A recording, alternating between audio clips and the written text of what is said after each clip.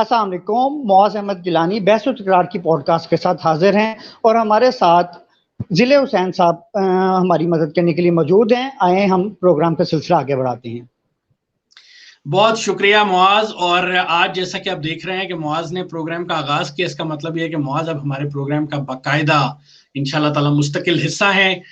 और thank you so much Muaz for accepting that first of all. और तमाम देखने सुनने वालों को अस्सलाम वालेकुम। हम दोनों की तरफ से, बहस-ओ-तकरार की तरफ से और हमारे चैनल की तरफ से, अगर आपने हमारा चैनल अभी तक सब्सक्राइब नहीं किया तो चैनल को सब्सक्राइब कीजिए और घंटी के बटन पर क्लिक कीजिए ताकि आपको हमारी ये वीकली पॉडकास्ट मौसूल होती रहें। और लाइक के बटन को क्लिक कर दीजिए और कमेंट्स में हमें जरूर बताइए कि आपको हमारी आज की पॉडकास्ट या कोई भी हमारी पॉडकास्ट कैसी लगती है, ताकि हम उसको इम्प्रूव कर सके। आपके कमेंट्स जो हैं वो हमें खासी हेल्प करेंगे ऑफ कोर्स। तो प्रोग्राम का बाकायदा आगाज करते हैं मुआज। आज हमारे पास जो टॉपिक्स हैं, आई होप सो अच्छे और मजेदार टॉपिक्स हैं, लोगों के लिए खासी इंफॉर्मेशन उससे मिलेगी। सबसे पहला टॉपिक जो आज हम डिस्कस करेंगे वो है पेपॉल। पेपॉल पाकिस्तान में लाने के लिए आपने मुझसे, थैंक यू सो मच कि आपने शेयर किया। हम अपने सामीन को भी दिखा देते हैं। change.org एक वेबसाइट है, खासी फेमस वेबसाइट है। उसके ऊपर एक पिटिशन जो है वो आजकल चल रही है कि पेपॉल जो है उसको पाकिस्तान में लाया जाए। मुआज का ताल्लुक क्योंकि बैंकिंग सेक्टर से है, इसलिए मुआज जो हैं वो हमें थोड़ा सा बताएंगे कि पेपॉल पाकिस्तान में क्यों नहीं आ रहा और क्या रीजंस हैं, क्या वजूहात हैं, और हमें क्या ऐसे इकदाम गवर्नमेंट को करने पड़ेंगे। सिर्फ पिटीशन साइन करने से मुआज का ख्याल है कुछ नहीं होगा। ऐसे क्या इकदाम मेनली करने पड़ेंगे कि पेपॉल और इस जैसी दीगर कंपनीज पाकिस्तान में आए। Over to you Muaz. Thank you very much. देखिए, बैंकिंग सेक्टर जो है वो एक फाइनेंशियल इंस्टीट्यूट है बेसिकली, ठीक है। और जहाँ फाइनेंशियल इंस्टीट्यूट का मैटर आ जाता है वहाँ मनी इन्वॉल्व हो जाती है। मनी इन्वॉल्व का मतलब है कि सबसे मेजर फ्रॉड जो है वो पाकिस्तान में पॉसिबिलिटी हो सकते हैं लिक्विडिटी ऑफ कैश से, जिसे कह सकते हैं, ठीक है। इसके मद्देनजर रखते हुए प्रॉब्लम यह है कि पाकिस्तान में जो 1984 को कुछ एक्ट्स बने थे बैंकिंग सेक्टर के हवाले से, ज़ियाउल हक के दौर में बेसिकली ये कुछ तरमीम हुई थी। उसके बाद 1992 में आके कुछ और इसमें तरमीम की गई। उसके बाद से लेके बैंकिंग सेक्टर में मेजर जो तब्दीलियां वो नहीं आ सकी, ठीक है। पेपॉल को अगर हम कंसीडर, बेसिकली प्रॉब्लम ये पाकिस्तान में लोग पेपॉल को एज अ वेबसाइट कंसीडर कर लेते हैं या मनी एक्सचेंज कर लेते हैं, बट ये एक ट्रूली फाइनेंशियल इंस्टीट्यूट है, जिसे कह सकते हैं, जिसका काम है पूरी दुनिया में पैसों की तरसील करना, ठीक है। वो इधर डॉलर हो जाए, इधर जो है यानी यूरो हो गया या पाउंड हो गया, ठीक है। उस हिसाब से प्रॉब्लम पाकिस्तान में ये है कि जो पाकिस्तान का बैंकिंग एक्ट है 1983-84 का है, अगर आप वो स्टेट बैंक की वेबसाइट पे भी जाएं तो आपको इजीली अवेलेबल है, ठीक है। बैंकिंग ऑर्डिनेंस या बैंकिंग एक्ट अगर आप गूगल पे भी करें तो आपको मिल जाएगा। 2 पेजर है, कोई ज्यादा लंबा नहीं है, ठीक है। उसमें बहुत लंबी चीजें नहीं पढ़ने की जरूरत, 2 छोटे छोटे पॉइंट्स अगर हम पढ़ लें तो हमें सारी बात समझ आ जाती है कि पेपॉल पाकिस्तान में अभी तक क्यों नहीं आया, या आइंदा भी जब तक कानून साजी नहीं हो सकती जब तक क्यों नहीं आ सकता। उसमें सबसे पहली चीज तो ये है कि कोई भी फाइनेंशियल इंस्टीट्यूट जैसे मनीग्राम वगैरह भी हो गए, या ये जो डॉलर ईस्ट कंपनीज हैं, ये जितने भी पाकिस्तान में बैंक्स हैं जिनकी 50 से कम ब्रांचेस हैं, यानी कि ठीक है, मोर देन यानी 20 से या 50 के दरमियान में ये जो ब्रांचेस ऑपरेट कर रहे हैं छोटे बैंक भी, उनको कम से कम 4 billion rupees Pakistani, exactly 4 billion 4 अरब रुपया गवर्नमेंट ऑफ पाकिस्तान यानी स्टेट बैंक को एज अ सिक्योरिटी अपने पास जमा करवाना पड़ता है, ठीक है। उसके अंदर है कि वो जो है यानी अपनी 50 ब्रांचों तक ऑपरेट कर सकते हैं। 50 से ऑनवर्ड जितनी भी आपकी ब्रांचें हैं, आइदर 1000 है, 500 है, 200 है, आपको मिनिमम 10 बिलियन यानी 10 अरब रुपया आपको स्टेट बैंक के पास एज अ सिक्योरिटी अपने जमा करवानी पड़ती है, जिसका जो 20% है यानी कि वो तकरीबन 2 अरब से 4 अरब रुपया जो है तकरीबन, वो आपके जो यानी स्टेक होल्डर्स होते हैं, यानी जो डायरेक्टर्स होते हैं किसी भी बैंक के मेजर जिनके पास पोर्शन होता है, वो जमा करवाते हैं अपनी अमाउंट में से, और बाकी वो रैंडमली जो पब्लिक से एज अ शेयर्स की सूरत में इकट्ठा करके वो यानी स्टेट बैंक को जमा कराते हैं। नंबर 1 तो ये प्रॉब्लम है कि पेपॉल किसी भी सूरत में इतनी बड़ी अमाउंट स्टेट बैंक को देने के लिए तैयार नहीं है, ठीक है। और चूंकि उनकी एक गुडविल है, वो कहते हैं कि हम पूरी दुनिया के साथ काम कर रहे हैं और किसी भी मुल्क में ऐसे कोई हार्ड रूल्स नहीं, इवन दैट इंडिया में भी नहीं है, ठीक है। तो दैट्स द फर्स्ट रीजन कि वो पाकिस्तान में नहीं आ पाते। हम जितनी मर्जी पटिशनें दायर कर लें, हम जितने मर्जी साइन कर लें, हम जितनी मर्जी यानी सोशल मीडिया कैंपेन्स चला लें, जब तक सबसे पहले ये कानून साजी नहीं होगी, पेपाल पाकिस्तान में नहीं आ सकता, ठीक है, नंबर 1 रीजन। नंबर 2 जो मेजर रीजन वो ये है कि स्टेट बैंक का एक बड़ा पुराना रूल है, वो ये था कि आप एक दिन में जितने भी ये कमर्शियल बैंक्स हैं, आइदर या ये जो फाइनेंशियल इंस्टीट्यूट में आ जाती हैं, मनी चेंजर्स आ जाती हैं, या फॉरेन करेंसी को जो डील करती हैं, ये कंपनी जो रेमिटेंसीज देती हैं, लाइक ये वेस्टर्न यूनियन पाकिस्तान में ऑपरेट कर रही है, मनीग्राम कर रही है, रिया कर रही है, 3-4 बड़े नाम है जो पाकिस्तान में ऑपरेट कर रहे हैं। इनके लिए भी ये फिक्स है कि अगर एक दिन में ये लोग 1 करोड़ रुपए का फॉर एग्जांपल पाकिस्तान में काम कर रहे हैं या 1 अरब का काम कर रहे हैं, तो उसका 25% अमाउंट स्टेट बैंक के पास डेली बेसिस पे इनकी एज अ सिक्योरिटी अमाउंट पड़ी होगी इन हार्ड कैश, ठीक है। यानी स्टेट बैंक के शाम होने से पहले पहले 25% अमाउंट ऑलमोस्ट पड़ी होगी। यानी कि अगर एक पेपाल पाकिस्तान में आता है, सबसे पहले तो उसको 10 अरब रुपया, अगर वो 50 से ज्यादा ब्रांचेस पाकिस्तान में बनाता है, या अगर चले बड़े शहरों को भी आप काउंट करें, 50 ब्रांचेस के करीब एक नेटवर्क पाकिस्तान में बनाता है प्रॉपरली, जिसे कह सकते हैं, तो फिर क्या होगा, उसको 4 अरब रुपया तकरीबन देना पड़ेगा। नंबर 2, अगर एक दिन की उसकी ट्रांजैक्शन वैल्यू 1 करोड़ पे हो जाती है, तो उसकी कैश वैल्यू का 25% यानी कि 25 लाख रुपए तकरीबन डेली बेसिस पे स्टेट के पास उनकी अमानत के तौर पे पड़ा होना चाहिए। ये 2 मेजर हैं जिनके लिए हमें कानून साजी करनी होगी अपनी असम्बली के अंदर, स्टेट बैंक के अंदर, और फॉरेन मिनिस्ट्री यानी जो हमारा ये इदारा है गवर्नमेंट का, उसको चेंज करनी पड़ेगी। ये 2 बेसिकली प्रॉपर पॉइंट्स हैं। सही। अच्छा, इसके अंदर 2-3 चीजें हैं। एक तो ये कि PayPal is not only a financial institution, उसके बहुत सारे फंक्शंस हैं और उसकी ट्रांजैक्शंस जो हैं वो इतनी ज्यादा हो जाती हैं क्योंकि दुनिया सारी में वो ट्रांजैक्शंस तकरीबन एक्सेप्ट होती हैं, तो वो ट्रांजैक्शंस बहुत ज्यादा हो जाती हैं। आपको लगता नहीं है कि ये चीज, पहली बात तो ये कि आपने कहा कि 50 से ज्यादा ब्रांचेस होनी चाहिए। पेपॉल अपनी ब्रांचेस कहीं नहीं बनाता।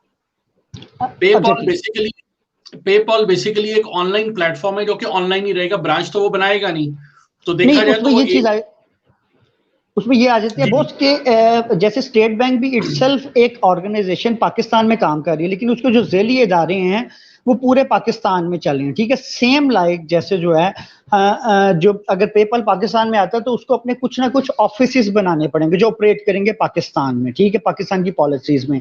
और नंबर 3 जो उसमें एक छोटी सी और प्रॉब्लम वो ये है कि पाकिस्तान में जो अभी तक आउटवर्ड रेमिटेंसेस हैं वो सिर्फ 2 या 3 मैटर्स हैं जिसके थ्रू आप पाकिस्तान से पैसे बाहर ले जा सकते हैं। उसमें नंबर 1 आप हेल्थ के लिए पैसे बाहर ले जा सकते हैं, आप ट्रैवलिंग के लिए बाहर ले जा सकते हैं, और आप एजुकेशन के लिए पाकिस्तान से पैसे बाहर ले जा सकते हैं। तो तीसरा मेन एक्सपेक्ट है इसको ना आने में अभी तक वो यही है कि इसके थ्रू जो है पाकिस्तान गवर्नमेंट का ये ख्याल है कि मनी लॉन्ड्रिंग बहुत इजीली हो जाएगी, क्योंकि यहाँ से आप इजीली मनी ट्रांसफर करें किसी भी मुल्क में और वहां से दोबारा से एज उसको इनकैशमेंट करके पाकिस्तान ले आए। तो ये तो है एक बहुत डीप मैटर है, इसके लिए तो और कानून साथी, लेकिन जो पहले वाले 2 पॉइंट्स हैं वो मेजर पॉइंट्स हैं, वो कम से कम यानी पूरे करेंगे पेपाल तो ही पाकिस्तान में उनको एंट्री पॉसिबिलिटी है। सही, यानी आप ये समझते हैं कि इसमें कानून साजी की बहुत ज्यादा जरूरत है, राइट? तो ये कानून साजी ही होगी। जी, कानून साजी की जहां पे बात आ रही है वहां पर हम चलते हैं जनाब हमारे अगले टॉपिक की तरफ। वो है बजट सेशन 2021। और बजट सेशन 2021 में जहां बड़ी अजीबोगरीब किस्म की हरकतों सकनात हुई, उसके ऊपर भी हम थोड़ी सी बातचीत करेंगे, थोड़ा सा बहसो तकरार करेंगे। लेकिन अगर हम मुआज ने एक और बड़ी अच्छी चीज जो है, पॉजिटिव चीज जो आज हम आगाज पॉजिटिव चीजों से किया, तो हम थोड़ा सा मजीद पॉजिटिविटी की बात करते हैं।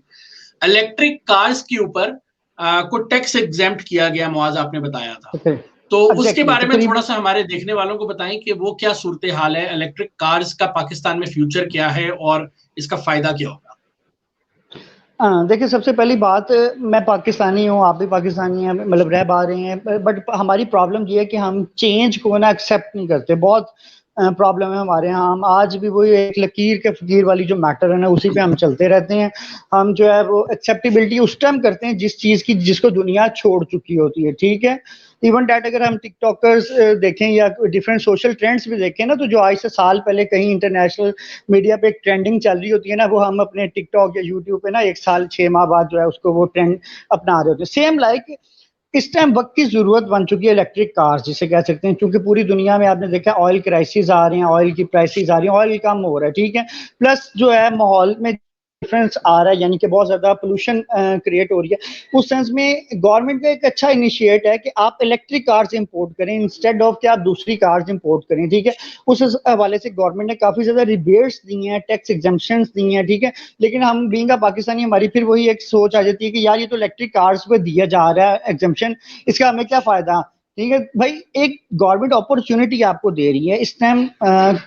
पाकिस्तान से मेजर इंपोर्टर जितने भी चेक कर लें, कोई भी ऐसा नहीं है जो इलेक्ट्रिक कार्स को प्रॉपर्ली इंपोर्ट कर रहे हैं, ठीक है, या सेमी इलेक्ट्रिक कार्स को इंपोर्ट कर रहे हैं। तो सबसे मेन चीज़ है इंपोर्टर्स के लिए ये बड़ी अच्छी फैसिलिटी दी गई है कि यार आप ऑन स्पॉट इलेक्ट्रिक कार्स के लिए करें। स्पेशली जो टेस्ला वगैरह है वो भी इस मामले में पाकिस्तान में आना चाह रहे हैं कि हम भी अपना यूनिट वगैरह लगाएं, सारा करें। तो ये अगर बजट को देखा जाए तो एक पॉजिटिव इम्पैक्ट दिया गया है, एक क्रिएशन ऑफ अपॉर्चुनिटी जिसे कह सकते हैं कि दी गई है। बहुत सारी चीजें इसमें आएंगी, वर्कशॉप्स की क्रिएशन होगी, रोजगार निकलेगा, टेक्निकल पर्संस के लिए एक अच्छी चीज है जो हमें चाहिए अडॉप्ट करें हम, ये है। अच्छा, पाकिस्तान में बिजली तो है नहीं, तो इलेक्ट्रिक कार्स का क्या करेंगे भाई? इलेक्ट्रिक कार्स चलेंगी कैसे? सर देखिए उसके लिए देखिए हम जब यानी फ्यूल भी पाकिस्तान में नहीं आ रहा, पाकिस्तान तो फ्यूल भी इटसेल्फ यानी ही रहा है जिसे कह सकते हैं, ठीक है। लेकिन ये है कि इलेक्ट्रिसिटी के लिए हम मल्टीपल जो है वो पॉसिबिलिटीज बना सकते हैं, जैसे सोलर की में बड़ी ज्यादा डिमांड आ जाएगी, और फिर जगह जगह जाहिर सी बात है जहां आप पेट्रोल पंप्स बना रहे हैं वहां इलेक्ट्रिक पंप्स जब बनेंगे तो ऑटोमेटिकली वो अपनी एनर्जी पूरी करने के लिए सोलर पे चले जाएंगे या अल्टरनेट बेस में आ जाएंगे। ये चीज है मेजर। तो अच्छा, ये जो आपने सोलर वाली बात की है ये बड़ी जबरदस्त है, क्योंकि पाकिस्तान मेरा ख्याल से दुनिया के उन चंद मुल्कों में से है जिनके अंदर सूरज की कोई कमी नहीं है। आजकल गर्मियां भी हैं, सारा कुछ है। तो इसके साथ साथ आपको ये नहीं लगता कि सोलर पैनल्स जो हैं या सोलर के जो सिस्टम्स हैं उनके ऊपर भी रिबेट देना चाहिए था गवर्नमेंट को? एग्जैक्टली बेसिक प्रॉब्लम यही आ रही है कि हमारे यहाँ फिर वही, अगर हम बैक पे जाएं कि कानून साजी नहीं होती किसी भी चीज़ की। मतलब आज से अगर कोई 15-20 साल 25 साल पहले जाएं तो यानी कि मुझे इस तरह याद है कि मेरे एक अंकल ने आज से 25 साल पहले सोलर पैनल्स इंपोर्ट करने शुरू किए पाकिस्तान में, ठीक है। मैं गवर्नमेंट का नाम नहीं लूंगा, 25 साल का आइडिया आप लोगों को लग जाएगा कि 25 साल पहले किसकी गवर्नमेंट थी, ठीक है, जो नाजरीना में उस टाइम जो अल्टरनेट एनर्जी का हमारा वजीर था या मशीर या जो इसको डील कर रहा था वो एक नाम ले दे भाई, हम YouTube चैनल है, हमें कौन सा किसी ने बैन कर देना। मतलब पीएमएलएन की गवर्नमेंट थी उस टाइम, और जो है क्या कह सकते हैं कि जो अल्टरनेट एनर्जी का मिनिस्टर था या जो हेड था इस टाइम पाकिस्तान में वो एक होम्योपैथिक डॉक्टर था, ठीक।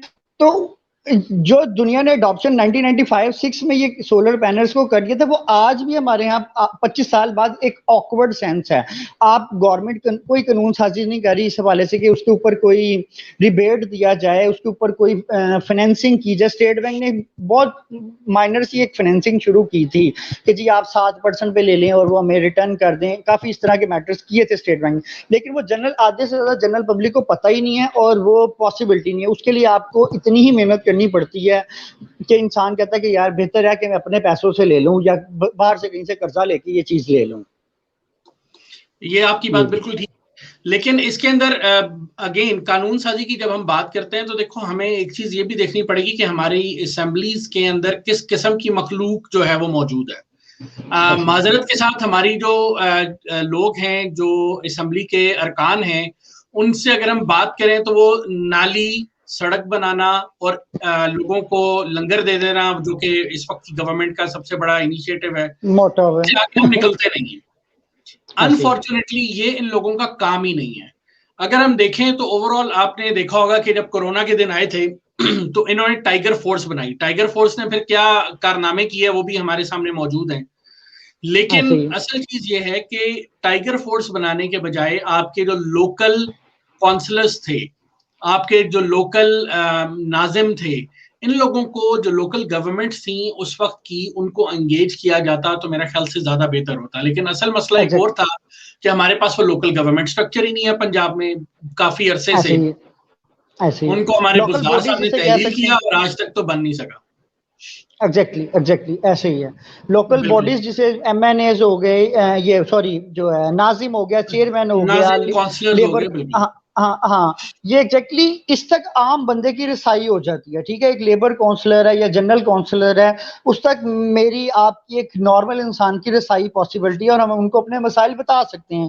वही यहाँ पे नाली मसला नहीं है, यहाँ पे सड़क मसला नहीं है, यहाँ पे मेजर प्रॉब्लम कुछ और हैं, ठीक है। तो ये बात आपकी बिल्कुल ठीक है कि है ना, कि ये जो हमारे लोग बैठे हुए हैं असेंबली के अंदर, इनका काम नालियां ठीक करना नहीं है, इनका काम ये है ही नहीं। नहीं है इनका एग्जैक्टली। काम सड़कें बनाना नहीं है, इनका काम ये तरक्याती बजट लेकर ये काम करना नहीं है, इनका काम है कानून साजी करना।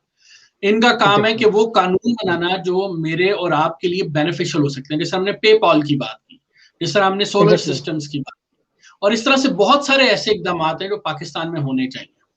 लेकिन हमारे लोग जो है उनका काम क्या है, एक दूसरे को गालम गलूच करना, एक दूसरे की टांगे खींचना। अब आप ये देखें, ये इनके हाथ इन्होंने जोड़ लिए हैं, इन्होंने आपस में हाथ मिला लिए हैं, और वो जो 2 दिन पहले धीका बुश्ती चल रही थी, हम इनकी शक्ल नहीं देखेंगे, हम ये नहीं करेंगे, हम वो नहीं करेंगे, वो सब खत्म हो गया। वो सारी गैरत शर्म जो थी ना, वो कहीं जाके मर गई है।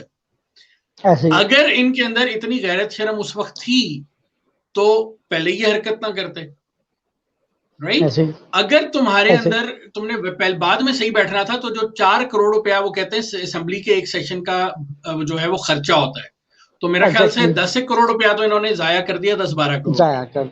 ऐसे ही बिल्कुल आप सही, जो एक जनरल पब्लिक की टैक्स का पैसा है, ठीक है। exactly. और मजीद ये कह रहे हैं कि जी गवर्नमेंट एम्प्लॉइज के ऊपर 17 अरब के नए कर्जे लगाए, ये टैक्सेस लगाए जा रहे हैं जनाब। बिल्कुल। वो किसी ने बड़ा अच्छा शेयर किया था कि पीर साहब के पास बंदा आता है, वो कहता है, पीर साहब पूछते हैं आपको दुआ चाहिए या पैसे चाहिए, वो कहता है पीर साहब दुआ दे दें। दूसरा बंदा आता है, दुआ चाहिए पैसे, वो कहता है दुआ दे दें। एक मरासी आता है, वो कहता है दुआ चाहिए पैसे चाहिए, वो कहता है 50 रुपए की दुआ दे दें, 500 कैश दे दें। पीर साहब दुआ करते हैं, वो कहता है गलती से मैंने तुझे 600 रुपए की दुआ दे दी, आप 50 रुपए तो मुझे वापस कर दे, पहले से मैंने वापस कर दे तू है। तो यही हिसाब गवर्नमेंट के माजरत के साथ जो सरकारी मुलाजमीन का बजट है उनका भी है, कि आपने तनख्वाहें तो बढ़ा दी, लेकिन उसकी मद में आप उनसे जो टैक्सेस ले रहे हैं वो कहीं ज्यादा हैं। अब कहने की अभी कह रहे हैं जी टैक्स रेवेन्यू हम बड़ा बढ़ा लेंगे, हम ये कर लेंगे, हमने टैक्स इतना ले लिया लोगों से। अब उसके अंदर मैं हमेशा एक सवाल करता हूँ, इसमें डायरेक्ट टैक्स कितना था और इनडायरेक्ट टैक्स कितना था? उसके ऊपर जो है गवर्नमेंट का कोई भी नुमाइंदा आके बात नहीं करता कि इसमें से हमारी डायरेक्ट टैक्स की इतनी शरह थी, इनडायरेक्ट की इतनी शरह थी। और डेफिनेटली इनडायरेक्ट टैक्स की शरह बहुत ज्यादा होती है, और ज्यादातर टैक्स पर हमारा है ही तनख्वाहदार तबका। ऐसे ही है, यानी आपकी तनख्वाह से तो टैक्स कट जाता है ना आपको तनख्वाह मिलने से पहले। ऐसे ही। अगर आप बिजनेस कर रहे होते तो आपने रजिस्टर भी नहीं कराया होना था, पैसे कमा रहे होते आप। एग्जैक्टली, ये मसाइल मौजूद हैं। अब इसमें अगेन वही लॉ मेकिंग की बात आ जाती है कि आपके बैंक में अगर कोई बंदा पैसा करियाने वाला भी रखवाने के लिए आता है, क्योंकि करियाने वाले का भी बैंक अकाउंट है, तो उसका बिजनेस रजिस्टर है या नहीं है। कोई डॉक्टर क्लिनिक खोल के बैठा हुआ है, उसका बिजनेस रजिस्टर है या नहीं है। वकील अपना चैम्बर खोल के बैठा हुआ है, अपना दफ्तर खोल के बैठा हुआ है, उसका बिजनेस रजिस्टर है कि नहीं है, वो रसीदें दे रहा है लोगों को कि नहीं दे रहा। बैंक्स उनका अकाउंट खोले ही तब जब वो ये सब कुछ कर रहे हैं। Exactly, right. तो यानी उसकी प्रॉपर रजिस्ट्रेशन होनी चाहिए, जो कि हमारे यहाँ नहीं होती है। हमारे यहाँ वकील तो पैसे दे दो और भूल जाओ, फिर ऐसी है ही कुछ नहीं, हिसाब तो जिसे कह सकते हैं कुछ है ही नहीं। मतलब हमारे यहाँ प्रॉब्लम ये है, एक बंदा सुबह उठता है और वो कहता है कि यार आज ये कर दो, ठीक है, और उसके फायदे या नुकसान क्या होंगे, उसमें मसले क्या आएंगे। यहाँ पे एक छोटी सी और चीज मैं एडअप करता जाऊंगा। पिछले दिनों गवर्नमेंट ने अचानक से, यानी पहले तो 40,000 और 25,000 वाले प्राइस बॉन्ड जो थे वो खत्म किए, ठीक है, गवर्नमेंट ने। उसके लिए एक टाइम पीरियड दिया गया गवर्नमेंट ने कि जी हम इस डेट के बाद खत्म कर देंगे, ठीक है। लोगों ने उससे पहले अपनी इनकैशमेंट करवा लिए काफी ज्यादा, जिसे कह सकते हैं, ठीक है। अभी गवर्नमेंट ने लेटेस्ट कुछ 2 माह पहले अचानक से 15,000 और 7,500 यानी कि 7,500 वाले प्राइस बॉन्ड्स को भी अचानक से बंद कर दिया, ठीक है, कि इनकैशमेंट होगी। बट उसके फायदे नुकसान कोई नहीं गवर्नमेंट देखती। बीइंग अ बैंकर अगर मैं देखूं तो वो अरबों रुपया जो आया है वो एक लम्हे के लिए जस्ट आया और निकल गया इन कैश, सॉलिड मनी की सूरत में जिसे कह सकते हैं। पहले वो फिर भी गवर्नमेंट के पास एक हार्ड फॉर्म में प्राइस बॉन्ड की सूरत में अवेलेबिलिटी थी कि लोगों से पैसे लिया हुआ था।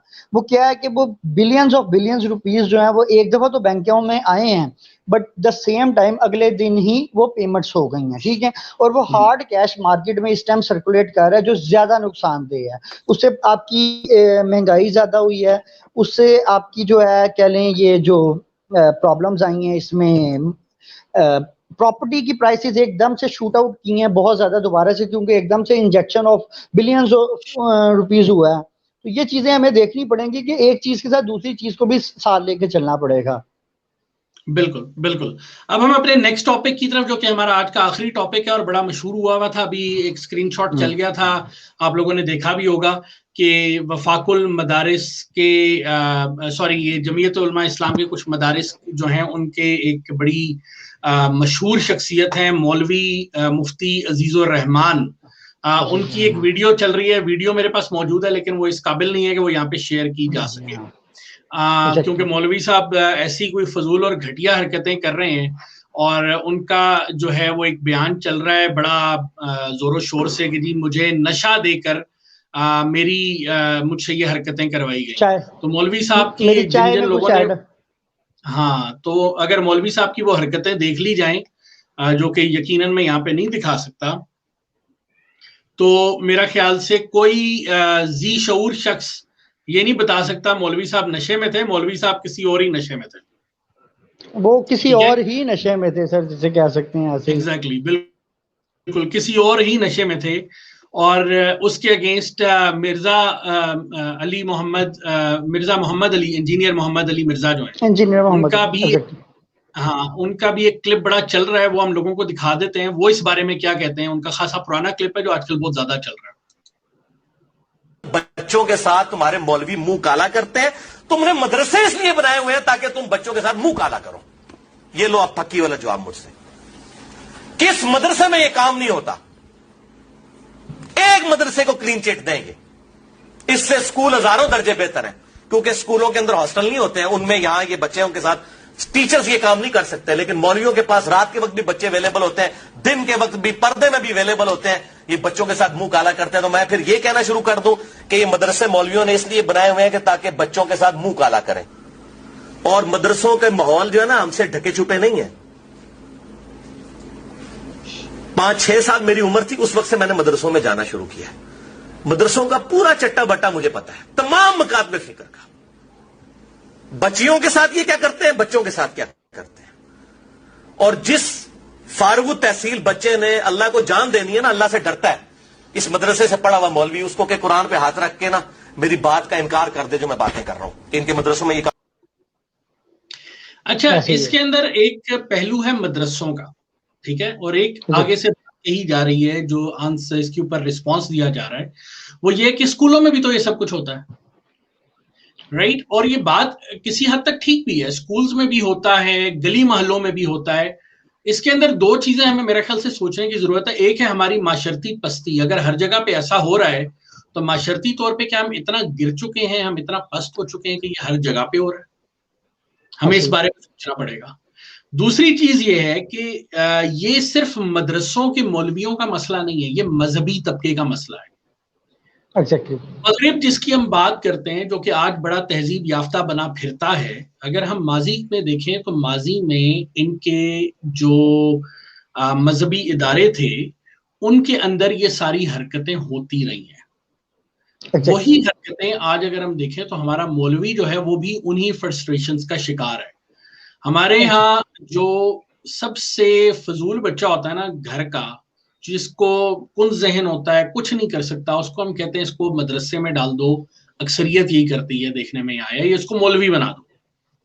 तो हमारा फर्स्ट ऑफ ऑल जो माशरे का माजरत के साथ जो सबसे यूं कह ले कुन जहन तबका होता है ना, उसको हम मौलवी बनाते हैं। तो what are we expecting from that cream जिसको हम मौलवी बना रहे हैं? क्रीम तो नहीं कह सकते वैसे उसको, वो गंदी है, कोई गोबर ही है जिसको हम मौलवी बना रहे हैं। लेकिन उससे हम एक्सपेक्ट क्या करते हैं? फिर पहली चीज तो ये है कि हमें पढ़े लिखे लोगों को या अपनी फैमिली में जो अच्छे लोग हैं उनके बारे में, वो अगर इस तरफ जाएंगे तो चीजें थोड़ी सी डिफरेंट होंगी।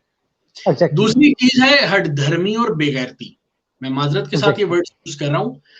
ये मौलवी आज भी हठधर्मी और बेगैरती के साथ खड़ा हुआ है। कुछ मौलवी इसके हक में बात कर रहे हैं, कुछ इसके खिलाफ बात कर रहे हैं, कुछ खामोश हैं। एग्जैक्टली। जो इसके खिलाफ बात कर रहे हैं वो नॉर्मली ऐसे ही लोग हैं जिनके अपने, या तो इनके साथ कोई यूं कह ले सियासी इख्तिलाफ है या पर्सनल डिफरेंसेस हैं, क्योंकि उनके अपने मदरसों से भी इस तरह की वीडियोस निकल चुकी ऐसे ही है। ठीक है।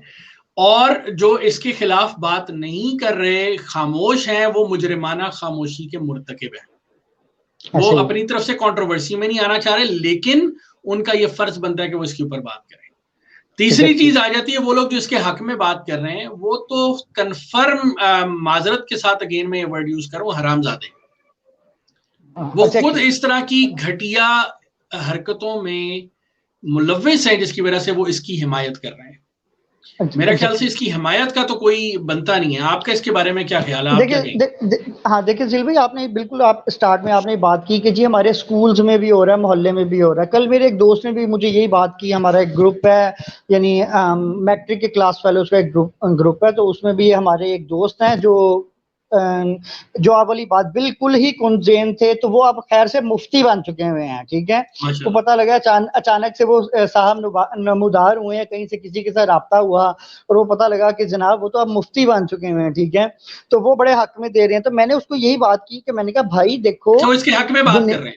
हाँ, वो कहता है कि जी आपके स्कूलों में भी तो ऐसे ही हो रहा है, आपके यहाँ पे भी ऐसे ही हो रहा है, मीडिया के भी तो केसेस निकल रहे हैं, अस्पतालों में भी निकल रहे हैं। आप, मैंने कहा यार सिर्फ इतनी सी बात देखो, जब आप अल्लाह का कलाम पढ़ा रहे हो ना, आप कुरान पढ़ा रहे हो, तो आप अपने आप को रिप्रेजेंट नहीं कर रहे हो, आप दीन को रिप्रेजेंट कर रहे हो, किस इंसान को रिप्रेजेंट कर रहे हो। ये देखो, नबी करीम सल्लल्लाहु अलैहि वसल्लम को का सिखाया हुआ दीन रिप्रेजेंट कर रहे हो। एक उस इंसान से गलती होने को बराबरी ना दो एक स्कूल टीचर को। ठीक है, एक आइदर स्कूल टीचर एक इंग्लिश का पढ़ा रहा है या कोई मैथ टीचर है, आइदर वो किस हालात से गुजर है, ये क्या है, या वो मेंटली कितना सिक है, आप उसको कभी भी दीनी उलमा के बराबर हम नंबर वन लाओ। किसी तौर पे सपोर्ट नहीं कर रहे थे। ये चीज मैं यहाँ पे क्लैरिफाई कर दूं, वो उतना ही बड़ा बेगैरत है जो स्कूल में ये हरकत कर। एग्जैक्टली। लेकिन the thing is that sir, देखें, पहली चीज ये है कि हम ये लेवल क्यों कर देते हैं, मुझे ये समझ नहीं आती। हम लोग अक्सर, जैसे फॉर एग्जांपल बात है, हम लोग मतलब मैं भी सैयद फैमिली से हूँ, आप भी सैयद फैमिली से, बहुत सारे लोग जो हैं सहाबा को आपस में मिक्सर कर देते हैं, नबी करीम सल्लल्लाहु अलैहि वसल्लम के, हजरत अली के मकाम को जस्टिफाई करने के लिए अजीबो गरीब सी बातें कर देते हैं। तो मैं उनसे सिर्फ ये पूछता हूँ कि यार क्या हमारी इतनी औकात है कि हम उन हस्तियों को किसी के साथ मिला सकें? तो सेम लाइक ये दीनी अलूम को हम एक दुनियावी अलूम के साथ क्यों मिक्सर करें? जो दीनी अलूम है उसमें तो गलती की गुंजाइश है ही नहीं। ठीक है, यानी अगर दीनी में कोई गलती करेगा तो वो दीन को गलत कहा जाएगा। दुनियावी टीचर को अगर कोई गलत कहेगा, वो तो दुनियावी इंसान है ना, उसको गलत कहा जाएगा। जबकि मौलाना है या मदरसे का इमाम है, वो एक बड़ा पुराना सा लतीफा है ना, अगर इस मौके पे वो सुनाए, वो कहते हैं ना, एक बच्चा था पढ़ता होता, तो वो मौलवी साहब ने उसके साथ कहीं कोशिश की थोड़ी बहुत गलत काम करने की, तो उसकी मदर को पता लगा, तो उसकी मदर भी वो थोड़ी सी ऐसी थी, तो उन्होंने मौलवी साहब को कहा कि मौलवी साहब अगर आपको यानी कोई थोड़ी बहुत कसर कुसर है या कोई आपका दिल है तो मुझे हुक्म कर दें, मैं आ जाती हूँ। तो अब मौलवी साहब ने आगे से कहा कि नहीं बीबी, मसला ये नहीं है, मसला ये कि ऐसी जिन जी पढ़े है ना, ओन जी पढ़ाना है। ठीक है, ते ओ ठीक नहीं। तो द थिंग इज दैट हमें कल्चर बदलना पड़ेगा। जब तक हम एक कल्चर नहीं बदलेंगे, अगला कल्चर नहीं ठीक होगा। ठीक है, जब बात की जाती है कि मदारिस को रजिस्टर्ड करें, तलबा को रजिस्टर्ड करें, उसके माहौल, तो ये लोग इस तरफ भी नहीं आते हैं। ठीक है, क्योंकि जिस तरह पढ़ा हुआ इन्होंने, वो कहते हैं उसी तरीके से अगली नस्ल भी तैयार करनी है। ये असल प्रॉब्लम ये है कि अगली नस्ल को हम उसी तरीके पे चलाना चाह रहे हैं जिस तरीके पे हमारी पुरानी नस्लें चली हैं। और अगेन ये कहीं भी हो रहा है, ये बात इससे रिगार्डलेस, ये कहीं भी हो रहा है, चाहे स्कूल में हो रहा है, कॉलेज में हो रहा है, यूनिवर्सिटी में हो रहा है। अच्छा, एक चीज और होती है, वो ये होता है कि आप किसी का फायदा उठाएं। ये मौलवी जो हैं, ये बच्चे की उस सिचुएशन का फायदा उठा रहे होते हैं एक्चुअली। एक बच्चा जो है वो आपकी, यानी एक फॉर एग्जांपल एक ऑफिस में एक मर्द और एक औरत का आपस में कंसेंचुअल कुछ चल रहा है ना, दैट्स अ डिफरेंट स्टोरी। लेकिन अगर एक बॉस अपनी सबऑर्डिनेट के साथ कोई गलत हरकत करता है तो वो बेसिकली कंसेंचुअल नहीं होता, वो उसकी उस पोजीशन का फायदा उठा रहा होता है। फायदा उठाना, एग्जैक्टली। तो ये जो फायदा उठाना है ना, ये प्रॉब्लम है। असल प्रॉब्लम यहाँ पर ये है कि ये इन बच्चों को जब मदरसे में आते हैं, ये गरीब बच्चे होते हैं, इनका अक्सरियत का आगा पीछा कोई नहीं होता, तो माँ बाप छोड़ के जाते हैं अपने हालात की वजह से, गुर्बत की वजह से, ये उनका फायदा उठाते हैं। और यहाँ पर जो बड़ी बात है वो ये है कि मेन स्ट्रीम मीडिया इसके ऊपर खासी हद तक खामोश है। मैंने अभी तक नहीं देखा, हो सकता है किसी ने बात की हो, लेकिन मेन स्ट्रीम मीडिया इस पर खामोश है। क्यों? क्योंकि एक सियासी जमात से इस शख्स का ताल्लुक है और वो सियासी जमात इसके पीछे खड़ी हुई है। और उनका अभी मैं देख रहा था एक नया बयान आया है, वो ये कहते हैं कि जनाब ये तो इस काबिल ही नहीं है, ये माशाल्लाह से खासे बुजुर्ग हो चुके हैं, इस वजह से ये इनकी अंदर अब वो ताकत नहीं रही, और क्योंकि वो ताकत नहीं रही इसलिए वो ऐसा कुछ कर नहीं सकते, और क्योंकि वो ऐसा कुछ कर नहीं सकते तो इरादे के ऊपर गुनाह नहीं है। वो इनकी इस तरह की कोई स्टेटमेंट थी। तो जब आप इस तरह की फजूल और घटिया बातें करेंगे तो उसके बाद फिर पीछे क्या रहेगा? वो एग्जैक्टली मैंने आपको याद होगा पहले प्रोग्राम में भी एक यही लतीफा सुनाया था ना कि वो लड़का लड़की कुछ करने की कोशिश करे तो बाबा जी आके पकड़ लेते हैं, ठीक है। तो आप वो बड़े वो ये बहुत वाला साहब आप चाह रहे हैं कि जी द थिंग इज दैट कि कॉन्सेप्ट उसका मकसद तो यही था ना। अब हुआ है नहीं हुआ, जो वीडियो है उसमें इतना कुछ तो नजर नहीं आ रहा, लेकिन पता तो लग रहा है कि एक बच्चे के साथ गैर इरादी काम किया जा रहा है, ठीक है। और जब हम इनको कोई कौमे लूत की कोई बात बताएं तो ये अपने ही बयान ले आते हैं कि ऐसे नहीं तो वैसे, तो ये है तो वो है, बस जो भी है बस बात ये कि यहाँ पे थोड़ा सा मजहबी बहस जो है वो जरूर चल पड़ेगी, लेकिन असल चीज ये है कि यहाँ पर इन मौलवियों को फर्स्ट ऑफ ऑल तो ये क्लैरिफाई करना चाहिए कि कुरान और हदीस में इसकी सजा क्या है। फर्स्ट ऑफ ऑल इनके पास कोई सजा ही नहीं है। इसके अंदर जो स्पेशली इस गलत काम की सजा है उसके अंदर ये जो कौमे लूत वाली एग्जांपल दी है, इसकी कोई एग्जैक्टली सजा इन्होंने कभी लोगों को बताई नहीं है, ना ये बताते हैं प्रॉपरली। दूसरी चीज ये है कि ये हमें अब सोचना पड़ेगा कि हमें फर्स्ट ऑफ ऑल मदारिस आप इनको रजिस्टर करने पड़ेंगे। दूसरी चीज ये है वहां पर क्या हो रहा है क्या नहीं हो रहा है, एक्टिविटीज को प्रॉपर मॉनिटर करना पड़ेगा। आप बच्चे को मार के मार दें, वो पुराना कॉन्सेप्ट था ना, हड्डियां हमारी और पता नहीं बच्चा आपका, माँ बाप कहते थे, तो ये वाला कॉन्सेप्ट भी खत्म होना चाहिए। प्लस ये जो बच्चों को छोड़ दिया जाता है इनकी प्रॉपर मॉनिटरिंग होनी चाहिए। अगर आप इनको मॉनिटर नहीं करेंगे तो ये मसाइल और ज्यादा बढ़ेंगे माशरे के अंदर। ऐसे ही है। अगर हम वैसे तो हम बात करते हैं मगरिब की कि जनाब मगरिब के अंदर तो पता नहीं बच्चे हैं और उनके माँ बाप का नहीं पता, तो ये जो मदरसों में माजरत के साथ बच्चे पल रहे हैं इनके भी माँ बाप का होते हुए भी नहीं पता, तो क्या फर्क क्या है फिर? मुझे कुछ उसमें कुछ ज्यादा डिफरेंस तो नजर नहीं आता। ऐसे ही और इतनी ब्रेन वॉशिंग कर देते हैं ये मदरसों में कि इनको पॉसिबिलिटी नहीं होता कि इनको ठीक किया जाए। पिछले दिनों भी जब मुशर्रफ का दौर था या उसके बाद भी बहुत सारी ड्रामे बने थे एग्जैक्टली ये जो खुदकुश बमबारों के ऊपर किसी प्रॉपरली ट्रेनिंग्स दी गई, इतनी ब्रेन वॉशिंग की गई। ये आपकी बात बिल्कुल ठीक है कि हर चीज़ की मॉनिटरिंग होनी चाहिए कि क्या पढ़ाया जा रहा है, निसाब क्या है और उसको किस तरफ लेके जाया जा रहा है। बट वो होना तो बहुत कुछ चाहिए बट हो कुछ नहीं रहा। प्रॉब्लम ये है अगेन ये काम हमारी कानून साज असम्बली का है कि वो बैठें इसके ऊपर कानून साजी करें, एक दूसरे को चोर डाकू कहना छोड़ दें। चोर डाकू कहने से आपके दिल को खुशी मिल जाएगी। वो कहते हैं ना वो हल्का ऊंची आवाज में बात करके आपका मन हल्का हो जाएगा, लेकिन असल में मसाइल हल नहीं होंगे। इसके लिए इन्हीं लोगों को, अनफॉर्चुनेटली यही लोग मौजूद हैं, इन्हीं को बैठना पड़ेगा, इन्हीं को बैठ के कानून साजी करनी पड़ेगी। और जब ये कानून साजी करेंगे तो उसी से ये मसले हल होंगे, क्योंकि ये मसाइल कानून साजी मांगते हैं। इसके साथ ही हम अपने देखने और सुनने वालों से इजाजत चाहते हैं। और अगर अगेन जाते हुए मैं आपसे गुजारिश करूंगा कि हमारे चैनल को सब्सक्राइब करें। अगर आपने अभी तक सब्सक्राइब नहीं किया, लाइक के बटन पर क्लिक करें और कमेंट्स में हमें जरूर बताइए कि आपको हमारी ये पॉडकास्ट कैसी लग रही है। अगर हम किसी तौर पे इम्प्रूव कर सकते हैं तो आप ये कमेंट्स के जरिए से हम उनको जरूर इम्प्रूव करेंगे। अपना ख्याल रखिए। मुआज को और जिले हुसैन को इजाजत दीजिए। खुश रहिए, आबाद रहिए। खुदा हाफिज।